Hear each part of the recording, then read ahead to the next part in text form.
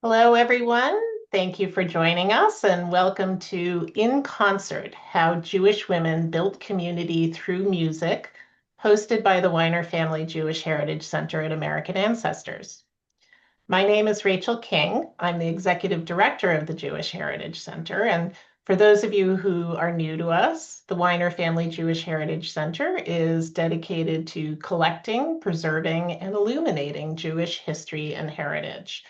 Our archives contain millions of items documenting Jewish individuals, families, businesses, and institutions throughout New England.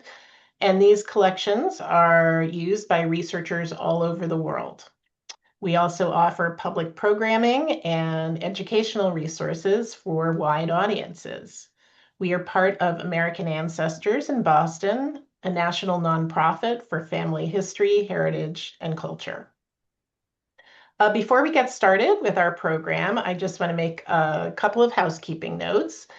You in the audience will be muted throughout the program, but we welcome your questions during the presentation and after.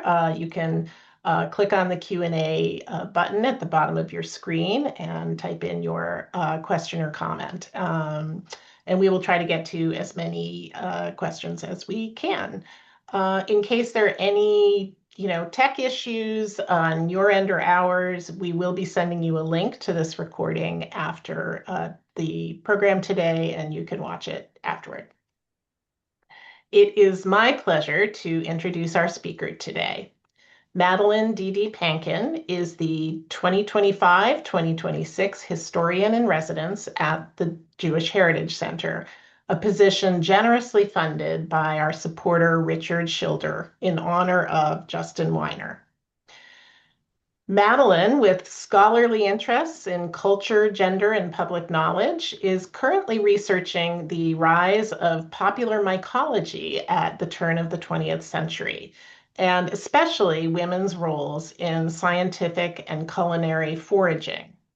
Madeline has extensive experience in museums, libraries, and public history nonprofits, and has held fellowships at such institutions as the Schlesinger Library at Harvard, Massachusetts Historical Society, and the Center for Women's History at the New York Historical Society. She holds a BA and a master's in history from Clark University in Worcester, Mass., and she will receive her doctorate in U.S. history from the Graduate Center of City University in New York this spring. In addition to sharing her research that stemmed from a single item in the Jewish Heritage Center's archives, Madeline's presentation also gives us a wonderful opportunity to honor and celebrate Women's History Month this March. So without further ado, welcome Madeline DeDe-Panken. Hello, everybody, and I am so happy to be here today with you. Thank you so much to Rachel and to everyone at the Weiner Family Jewish Heritage Center. So today I'll be drawing on many materials from the Jewish Heritage Center collections and beyond to talk about Jewish American women's musical undertakings and accomplishments in the early 20th century. So when I first had a chance to explore the archives at the JHC, one of the items, as Rachel said, that immediately caught my attention was this mandolin from the early 20th century. And I had recently, coincidentally, started playing the mandolin myself, and so I was particularly drawn to it and curious about it. And so this is kind of an attractive and well-made instrument, but there's little that's extravagant or unusual about it. Its value comes primarily from its importance to its owner.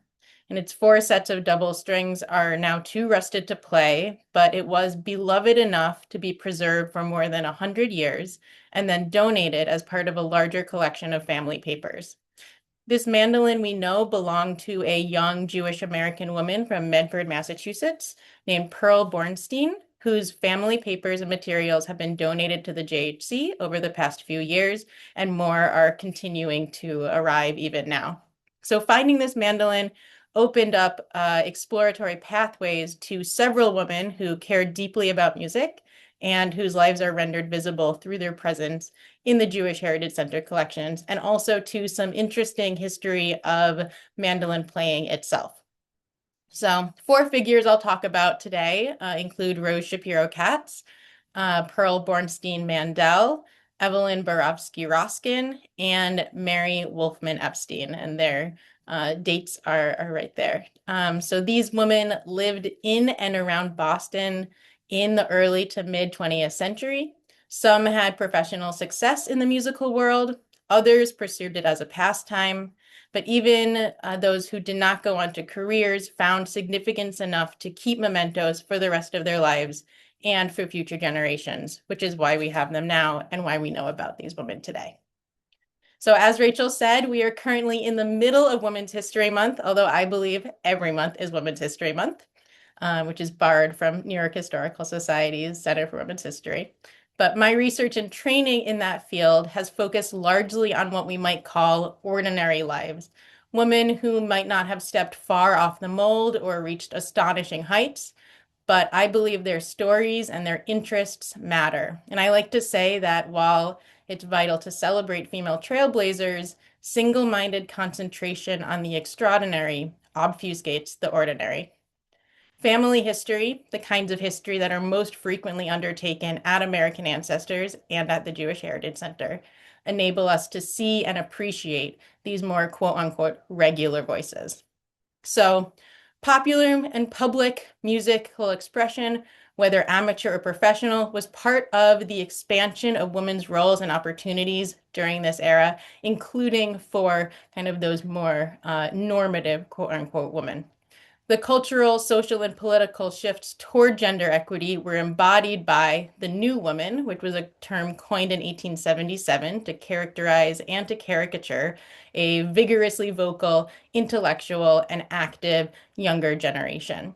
Women studied at the growing network of female colleges, earning degrees in unprecedented numbers. They advocated for equal citizenship rights through suffrage and beyond. Young Jewish women particularly stepped into public activism, which is a whole different talk and a fantastic realm of research that I won't be getting too deep into today. But many took on jobs outside the home, engaging with public spaces in new ways. And those who had long been part of the workforce, because women have always worked, were increasingly visible, in part due to public working girl cultures of leisure, including the theater and the concert hall. So as opportunities to and access to live music expanded, more and more young women devoted their time to learning instruments and to fostering musical groups and community. In the early 20th century, the Jewish population in the United States rose dramatically due to a wave of immigration from individuals fleeing poverty, discrimination, and violence they faced in largely Eastern European homelands and seeking better prospects in America. Jews were more likely than other immigrant groups to relocate as families and were thus the immigrant group with the highest proportion of women.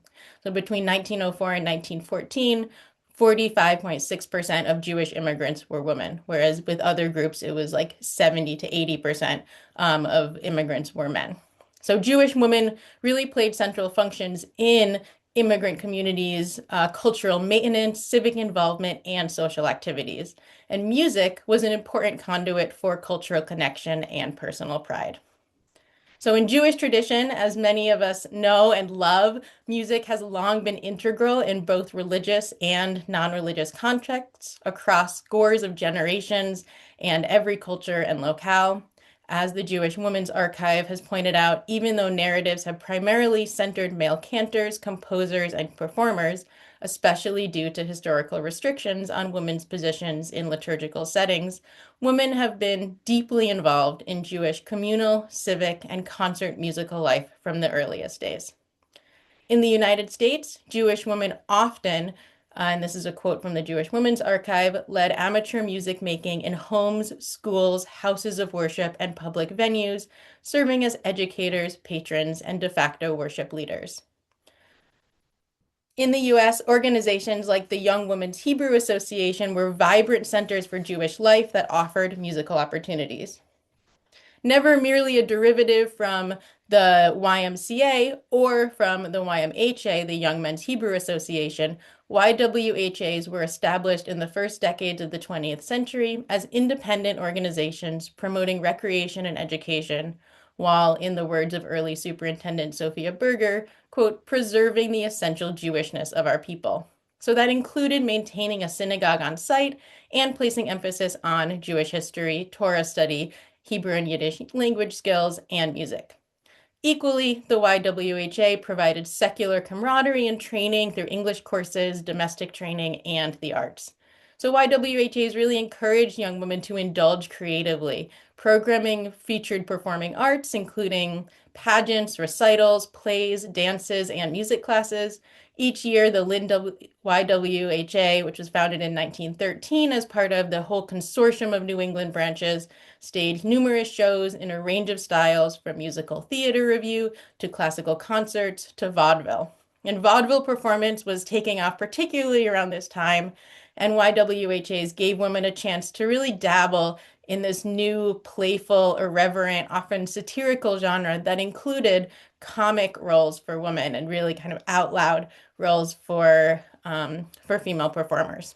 So Irene Franklin, a Jewish comedian and Broadway actress, rose to fame through her origination of baby talk comic songs, like this one that you see here, which was performed by the YWHA in around 1914. So we have a clip to play a little bit of that.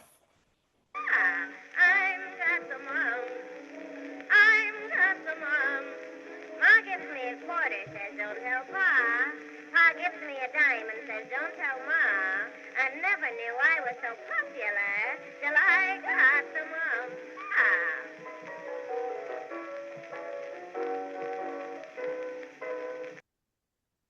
Okay, so that's the kind of comic fun roles that folks are taking on, and also kind of speaking to current events as well, and things that were going on in health history too. So Rose Shapiro Katz was one of the women who would have performed in that review at her local Lynn YWHA.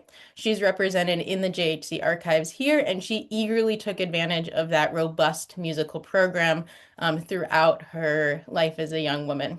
So she was born in 1901 in New York City. She grew up in Lynn, and she was the youngest, and according to her son-in-law, Herb Zalesnik, by far the most theatrically expressive of the 8 Shapiro children. And Herb recalled that Rose was an enthusiastic participant in all of the shows. She sang, she danced, she acted, and she played the piano. And it's not surprising that Rose played the piano. Jewish immigrant families were particularly known for their commitment to bringing music into their homes through this instrument. Even tenement dwellers in crowded cities who may have not had a lot of money saved up for player pianos, often paying them off over time. And girls and young women were particularly encouraged to learn the instrument. Historian Sarah Litvin has explored how Jewish American girls and women used the parlor piano to reshape their lives between 1880 and 1920.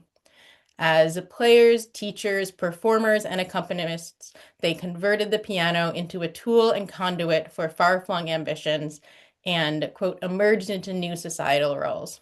And oral histories from the JHC's Jewish Neighborhood Voices project really show the prevalence and importance of piano playing. So we'll hear from some of our oral histories now. So Robert Feinberg first describes playing One of piano. these immigrants believed in music. Every one of their living rooms had a grand piano, and they got the grand piano by taking out the living room frame window and having a hoist on the roof, and they would hoist up a grand piano, and it would go into the living room. About what year would you say that happened? Around what time?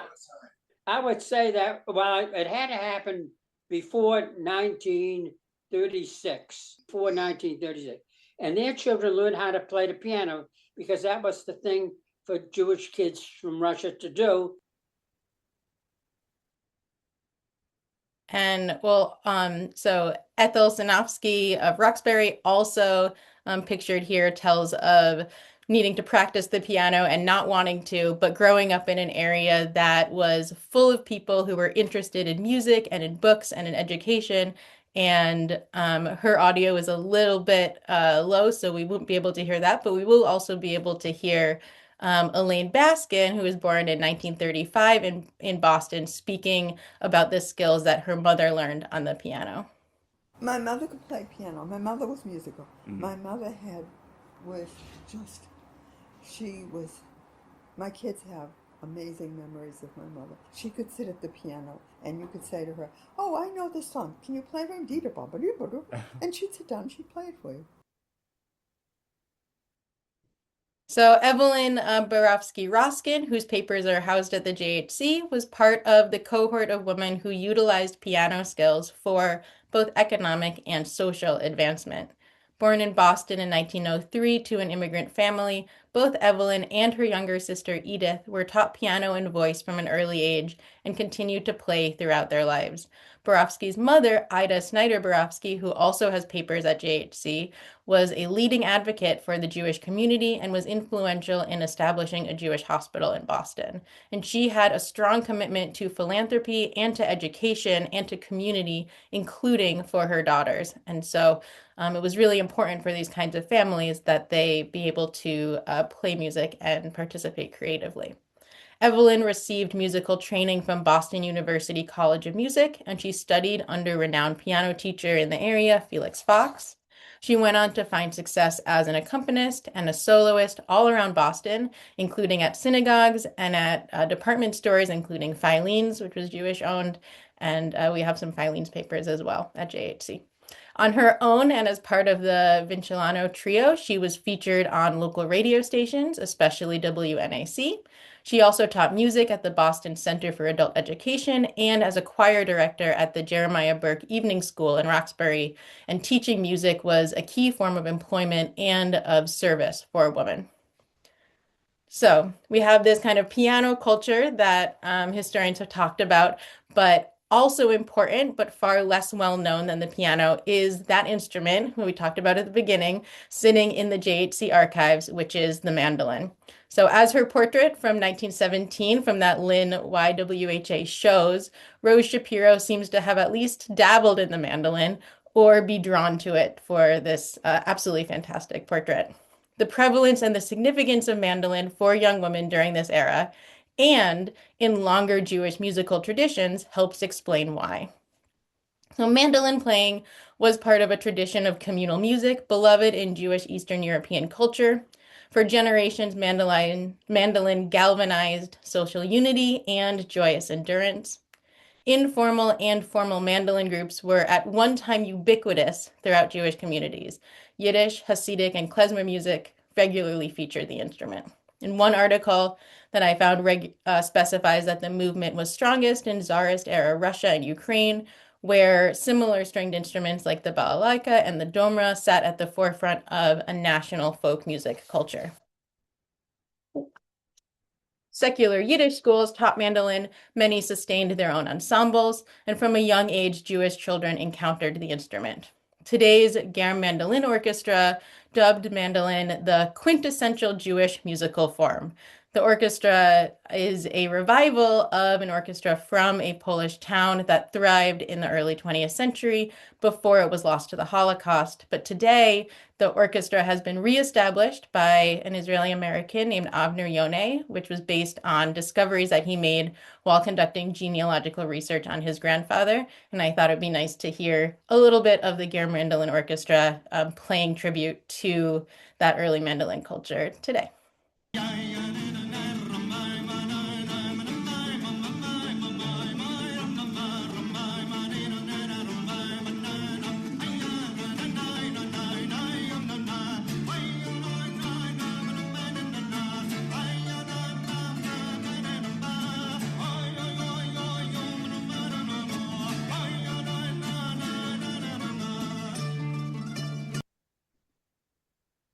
Great. Okay. So for Jewish immigrants, there were also practical reasons that mandolin became popular. The small size of the instrument made it more feasible to bring along on what were often long, arduous, and uncertain journeys.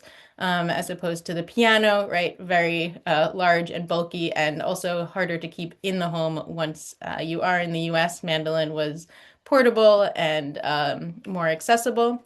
And with many households experiencing crowded living conditions in urban tenements, it was also popular with apartment dwellers as a more quiet instrument that wouldn't disturb neighbors.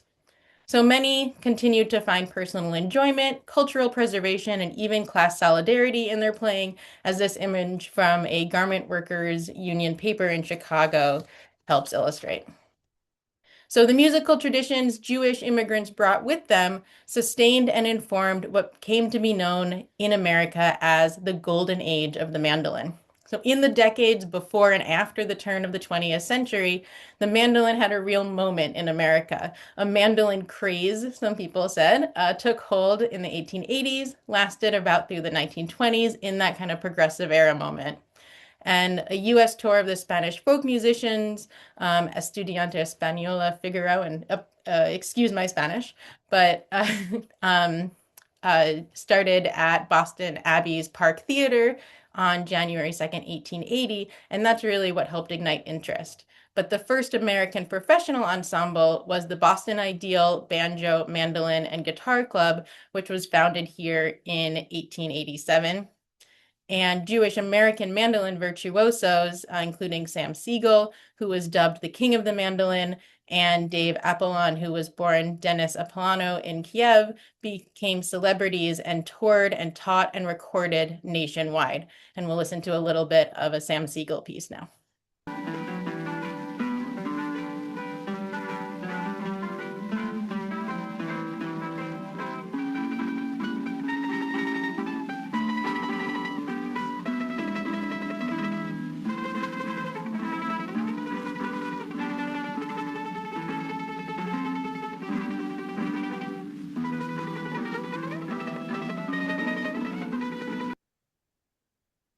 So in addition to enjoying mandolin on a professional level, they equally let themselves to non and semi-professional spheres. Again, that kind of communal home musical playing and group playing. So they were relatively accessible and affordable. The one housed at the JHC likely cost about $10, which was the equivalent of approximately $130 in 2026. The instrument was conveniently portable, and learning basic techniques was pretty straightforward. And it lent itself to a variety of genres, from vaudeville that we talked about to folk music and to classical music. Multiple mandolins sound really lovely together, and they could also easily be arranged along banjo, guitar, and vocal parts. So mandolin ensembles and even mandolin focused periodicals, like the one on the previous slide, especially female ones, sprang up throughout the nation. So I say especially female ones because the mandolin was considered particularly suitable for women, partly because of its small size, its delicate shape, and because musicians could play while seated. So it's a little decorous. Most standard orchestras at this time prohibited women musicians, notably in woodwind and brass sections, but these handheld string instruments were seen as more appropriately feminine, though still novel. So you have this sense that I talked about earlier in terms of being part of a popular moment, but also kind of pushing the envelope forward. So playing the mandolin gave women cultural license to perform in public, circumventing gendered social boundaries that had long associated the stage with questionable virtue. It also provided teaching opportunities, further building connections between women, and also providing employment. One music school advertised lessons as a means for, quote, good times, popularity, companionship, travel, and education. So lots of promises with the mandolin. And at the recently established cohort of women's colleges, these progressive institutions, mandolin clubs became de rigueur. According to music historian Walter Carter, the mandolin era had, quote, the widest participation by women of any popular music movement in history. And for some women, the mandolin even became a fashion statement as they toted cases through bustling city streets in that kind of new woman coterie. And of course, it could also be a lot of fun. So we'll listen to a clip now that shows that.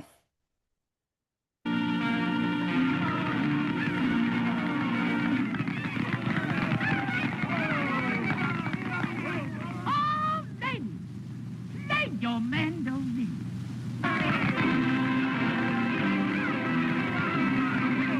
Oh, baby, hear my song sing.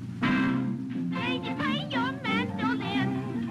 Baby, let that tune begin. When I sing your song of sin, I'm a sinner too. I'm a sinner too. I'm a sinner too. I'm a sinner too.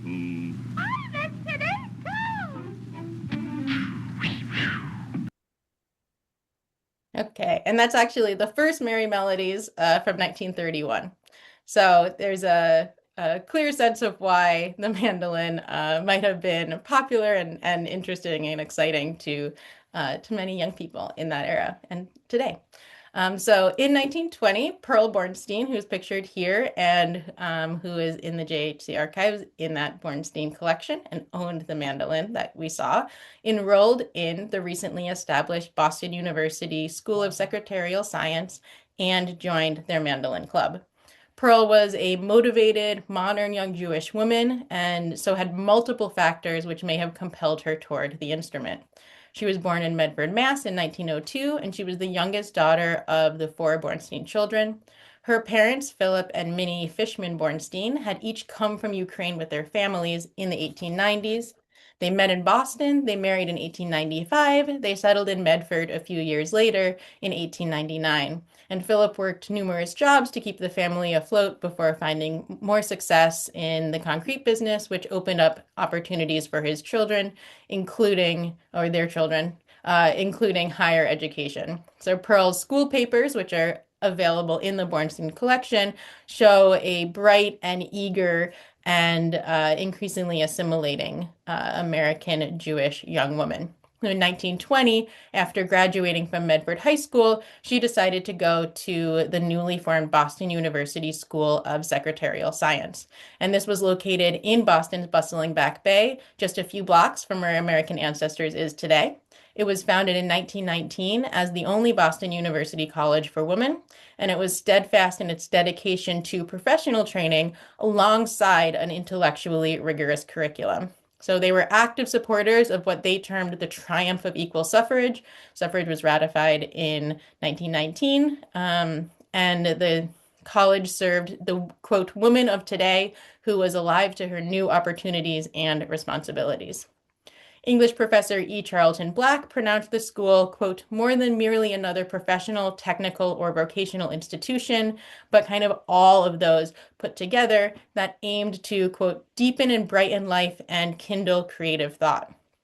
So you really have this kind of progressive institution right here in Boston that is serving both practical needs of young women and also intellectual needs and also these creative outlets. So the Mandolin Club serves as evidence of that kind of creative commitment. The club comprised about 20 to 30 women, including Pearl, and throughout her 4 years, she was a dedicated member of the group. They performed at charitable events supporting organizations like the Francis Willard Settlement House, which was an exemplar of the women's reform movement and provided social services to working class women. Not only, then, was the club indicative of women's movement progress among its members, but it also was demonstrating commitment to enhance the lives of local women beyond its immediate scope. In November 1923, the club secured a coveted spot at Keith's Theater, which was a renowned Boston vaudeville venue. Performing on such a major stage must have felt momentous to Pearl, who was again just 21 at the time. And she saved multiple clippings about the gig, which are now in the Bornstein papers at the JHC. The review included classical and contemporary tunes and was supplemented by a troupe of dancers. And advertisements crowd about the special appearance of this girls' troupe. And a local newspaper, the Boston Post here, announced the show with this photograph. And again, indicating the mandolin's role in newly emerging models of womanhood, this promotional article praised the group for having, quote, the ambitions of modern young ladies. So it's unknown if Pearl continued playing formally after graduating with her bachelor's degree in secretarial science in 1924, But she did hold on to her mandolin for the next 6 decades until her death in 1992. Clearly, this was an important part of her life and her expression. Her love for music in general also endured throughout her life. She surrounded herself with music both as a pastime and in her personal life as well. Her husband, Joseph Mandel, was a gifted jazz trumpet player who had earned his kind of funds to go to college through local gigs. And the family's musicality can be seen through the multitude of concert programs and sheet music and personal recollections throughout the Bornstein collection. And I will say, even though Pearl Bornstein's Jewish heritage may have helped lead her toward mandolin playing, the BU Mandolin Club was a fully secular organ, which was indicative of the increasing assimilation of many second-generation immigrants like herself. But there were also opportunities within religious contexts. Women were especially active in congregational choirs. Many women organized and led choirs. Others regularly undertook volunteer or professional work as accompanists.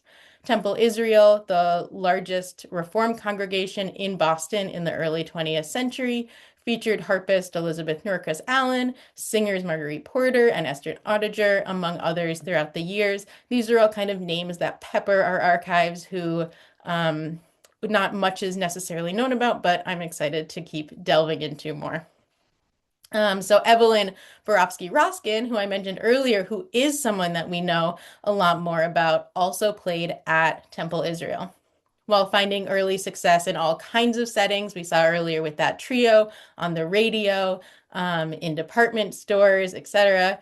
But she came eventually to focus on music in specifically Jewish contexts. Clearly, this was close to her heart and important to her to express herself in this way. She became a fixture at synagogues in and beyond Boston, playing organ and leading choral groups. In her obituary, Rabbi Beryl Cohen described her as, quote, a master of the music of the modern synagogue. I doubt if there is a woman anywhere in the country who had a better working mastery of Jewish liturgical music.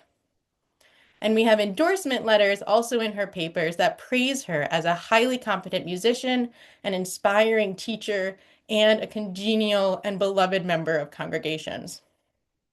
Rabbi Israel Hodos of Beth Israel Synagogue in Worcester called her and her husband Janet Roskin, who was himself a prominent European musician who had fled Berlin in 1937, became a religious musical director. They worked together throughout their lives and their marriage. And the two of them were called by this rabbi two of the most ablest and most cooperative people in the field of Jewish music, who had taken a group of amateurs in music, some of whom had no training in even recognizing the musical notations, and have produced some really beautiful Friday evening services. After Janet's death in 1946, Evelyn served as music director and organist at another temple, Temple Sinai, for more than 2 decades, during which time she led choirs, organized programs, and created an annual music festival. Another woman who came to dedicate much of her life to Jewish music was composer, teacher, singer, and public leader Mary Wolfman Epstein. Similar to Borofsky, she directed numerous congregational choirs throughout her life, and similar to Borofsky, we have her papers and materials today at the JHC and are so lucky to have them. She also parlayed her musicality into broader communities where she used her platform to promote Jewish causes, including working on the Jewish Tercentenary, the 300th anniversary of Jewish presence in America. So Epstein was raised in Mattapan. She was the daughter of Russian immigrants, and her talent was recognized at a young age, at 6 years old. And from there, she studied and performed for the remainder of her life. She really dedicated herself to the musical community and to the theatrical community and to the Jewish community. So as a young professional, she worked at summer resorts in the White Mountains of New Hampshire, entertaining vacationers as musical director, mistress of ceremonies, and beloved performer. And increasingly, she focused on Jewish music and Jewish stories, especially about women. She wrote plays and composed songs about ancient biblical figures like female judge and prophetess Deborah, as well as advocates closer to her time like poet Emma Lazarus. And Lazarus herself was influential in Jewish music, in addition to her famous poem, The New Colossus, that adorns the Statue of Liberty. She contributed to Jewish publications and devotionals, including the hymnal created by New York City's Temple Emmanuel. And we will listen now to a little bit of a song that was performed by Mary Wolfman Epstein's group and written by Emma Lazarus with the music by Irving Berlin.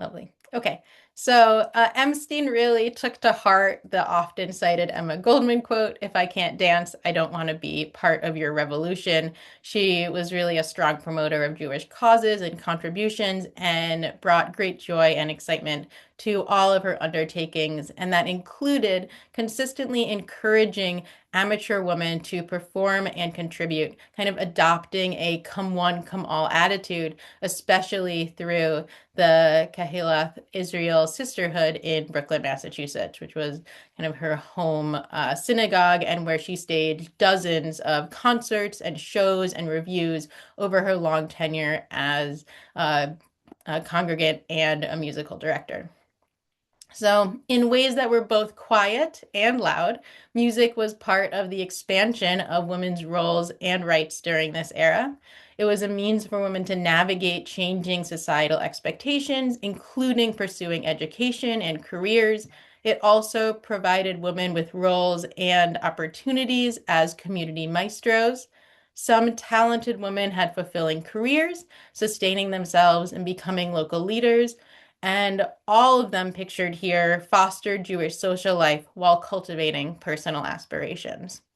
So for women like Rose Shapiro Katz, Pearl Bornstein Mandel, Evelyn Borofsky Roskin, and Mary Wolfman Epstein, music provided great meaning and joy throughout their lives, placing them in concert with their communities. And the ways Jewish American women chose to use their time to sing and play and express themselves provides vital insight into their daily lived experiences and indicates broader developments that we can see through the archives. So these are just a few of the stories represented in the Jewish Heritage Center collections. That is an impressive repository that I'm still beginning to learn. But as historian in residence, I'm looking forward to uncovering more and delving deeper into the many individuals who make our collective past sing. So thank you so much, and I look forward to questions and discussion. Thank you so much, Madeline. And we too are so excited for what you will continue to discover and uncover in the archives. Before we get to questions from the audience, and just a reminder to folks in the audience to feel free to submit questions through the Q&A box. I did just want to let, excuse me, the audience know about some other programs coming up with the Jewish Heritage Center this spring. On April 16th, Madeline, our historian in residence, gives another webinar, this one connected to the country's observance of the 250th anniversary of the American Revolution, exploring Jewish American expressions of patriotism throughout American history. that is titled Declarations of Americanism, Jewish American Displays of National Identity. On May 7th, if you are in the Boston area, please join the Jewish Heritage Center for an in-person open house. Come visit us on Newbury Street and see items from our archives, view the building, and have a nosh with us.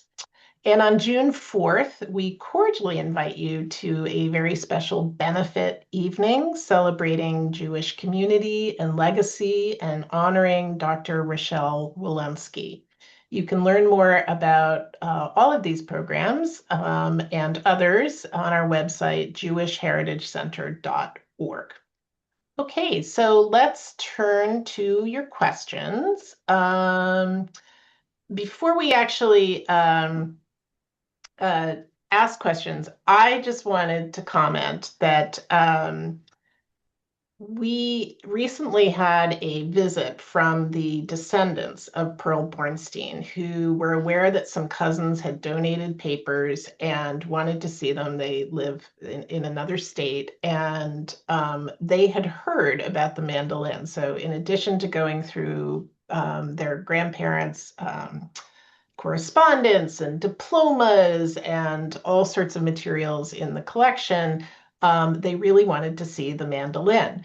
And we too have been curious, why do we have a mandolin in our archives? So Madeline, you had your own interest, and I'd love to hear more about your interest in your personal interest in the mandolin. But you sort of unspooled this thread. You kind of you wanted to find out why, why did this particular woman, Pearl, have a mandolin? And it turned out through your exploration that this really was a thing. The mandolin was very popular, and there were all these groups and clubs, and so I love that this investigation really sort of led to a whole kind of cultural understanding of the role of that particular instrument, but also music in people's lives. So thank you for your great work.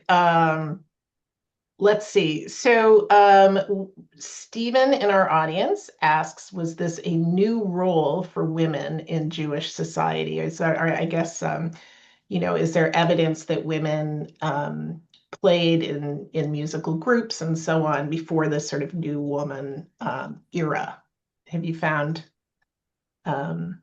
Yeah, so certainly women have been long involved in Jewish musical tradition, even more than we might imagine or think. Not often in liturgical settings until about this time, like the late 19th centuries, when kind of you first see women in more kind of liturgical roles.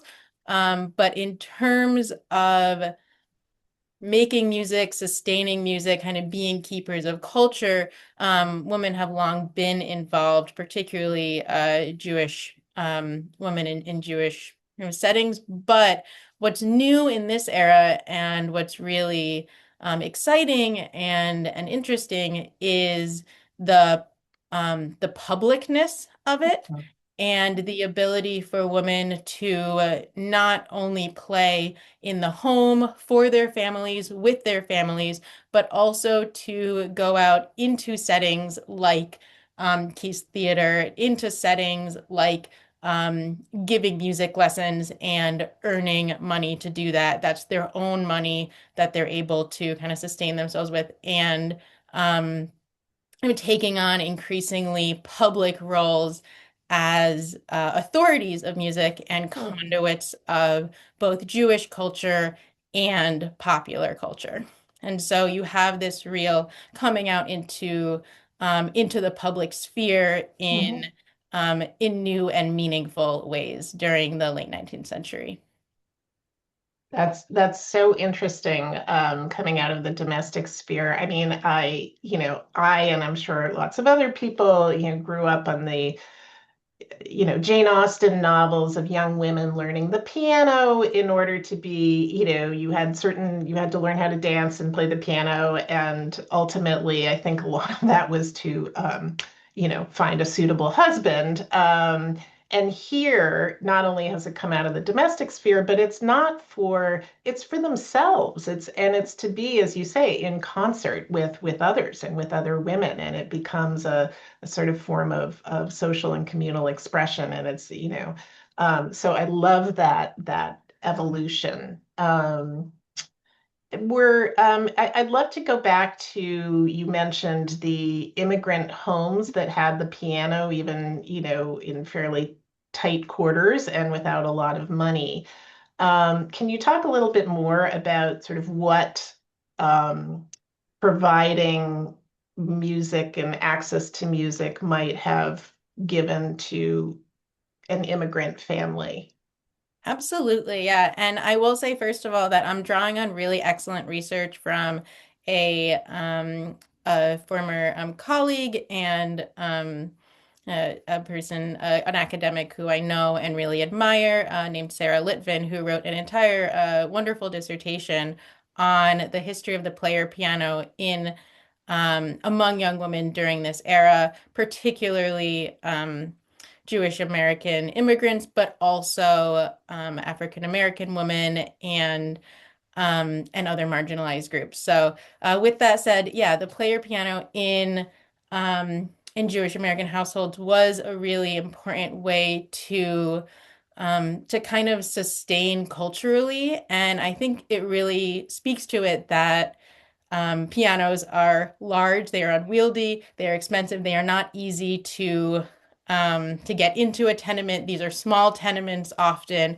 and so you have stories of families who kind of are putting beds in the main room, in the room of the apartment, and then during the day moving the beds out of the way and kind of making space for the piano to have part of a role in this kind of parlor culture that is becoming really important for sociability and for cultural maintenance as well, to really be able to um, express joy and express meaning and express community in often challenging circumstances. And so the piano becomes a very important way to really have kind of self-actualization, self-respect as a community, and also cultural pride as well. And for women particularly, again, these opportunities to teach and um, to kind of take that out into the world with them were incredibly important.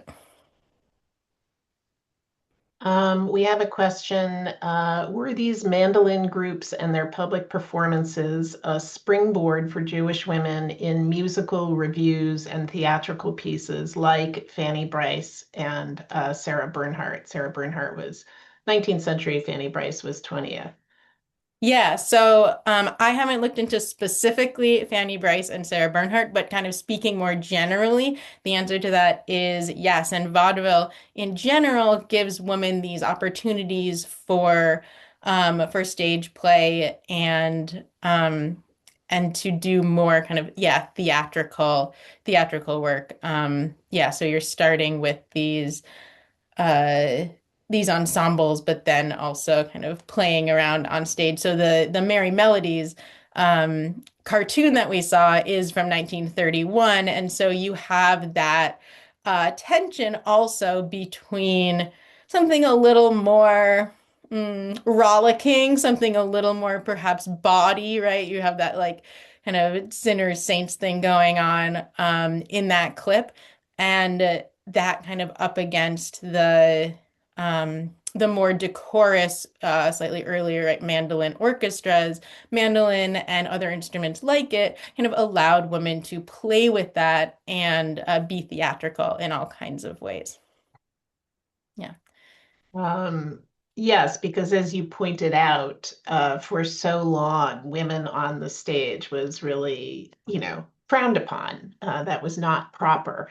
So again, I do love this sort of transition toward a time and a culture where women could take to the stage and express themselves in creative ways that was part of being a 20th century woman, not something to be looked askance at. So um, I wonder, this is an interesting question. Was there any pushback from the religious community around That's like a these great question. public performances? Yeah.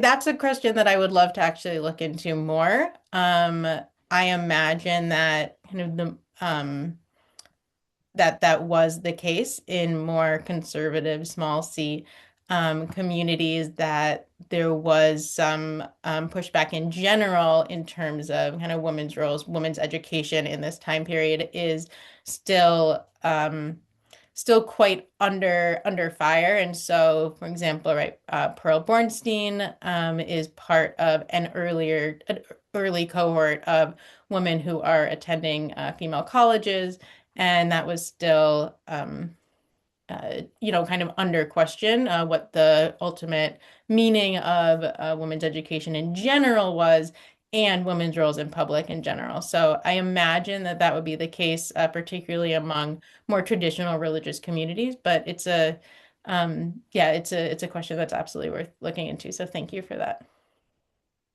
Was the you mentioned women who were involved in sort of religious music making with, congregational choirs, and they weren't necessarily cantors yet, but there were more opportunities for them to be sort of leaders in the musical sphere within a religious setting.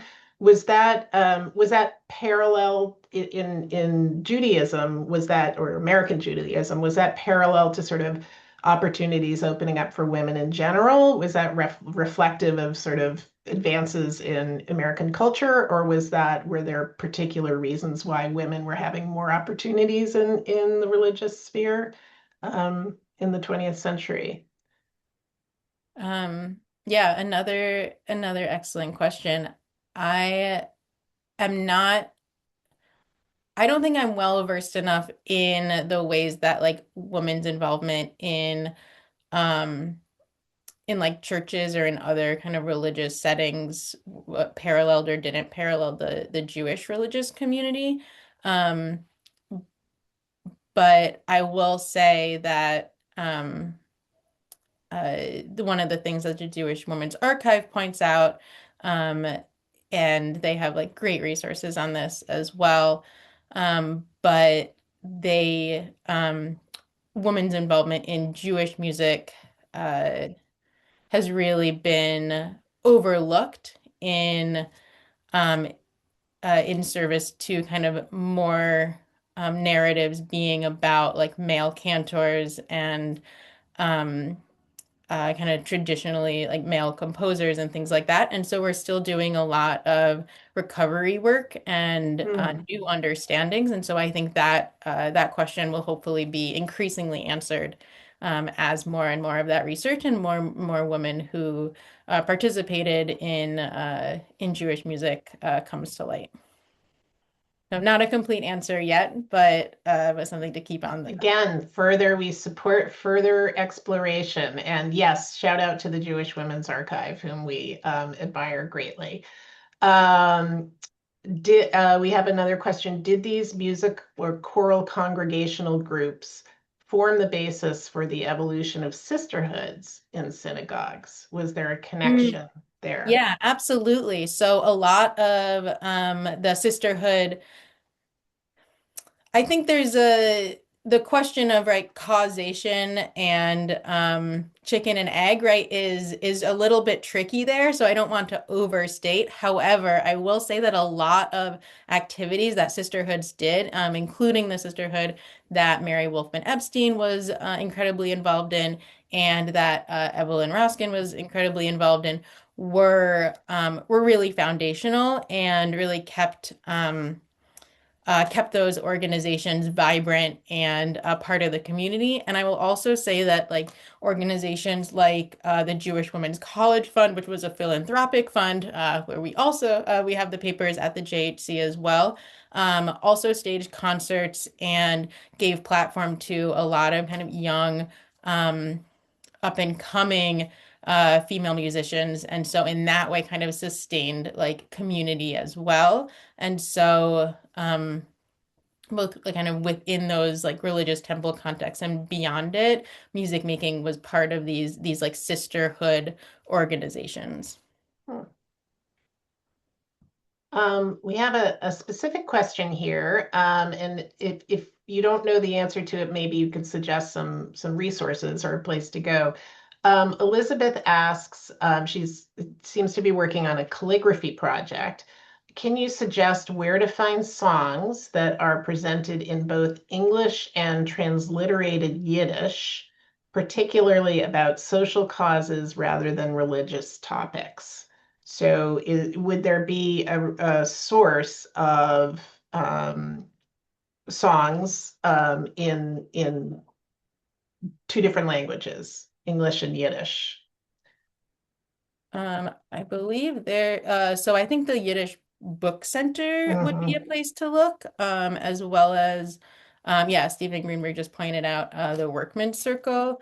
Um, and I believe there's an institute as well of Yiddish music, the Jewish music, uh, I think the YIVO Institute has an archive as well that I know has sound recordings. Um, but certainly, yeah, those would be the places that I would look, the book center and others as well. It is